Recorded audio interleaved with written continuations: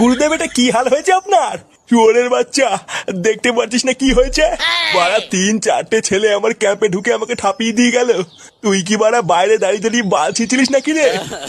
মানে গুরুদেব, আমি অনেক চেষ্টা করেছিলাম ঠেকানোর, কিন্তু পারিনি। তা কি করে পারবি? আমাকে ঠাপ খেতে দেখে তো ভালোই মজা লাগছিল তোর। লেওরা এইভাবে কেলিয়ে হাড় করে থেতো করে দিয়ে গেল।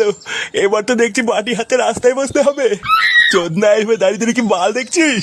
আমাকে তাড়াতাড়ি হাসপাতালে নিয়ে চ। আচ্ছা আচ্ছা গুরুদেব, চলুন চলুন। তোমাকে লেওরা বিয়ে করাই আমার ভুল হয়েছে।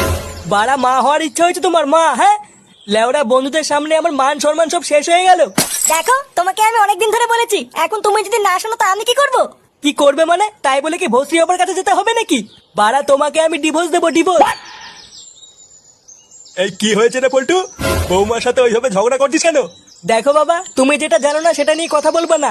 এটা আমার আর ওর ব্যাপার, তুমি যাও এখান থেকে। কি হয়েছে? কি বললি? যত বড় মুখ নেই তত বড় কথা, মেরে তোর মুখ ভেঙে দেবো। কোনো কাজকর্মের বেলায় নেই, ইনকামের বেলায় নেই, আবার বইয়ের উপরে গরম। আর একবার যদি শুনি তুই বৌমার সাথে ঝগড়া করেছিস, তাহলে তোর কপালে কষ্ট আছে বলে দিলাম।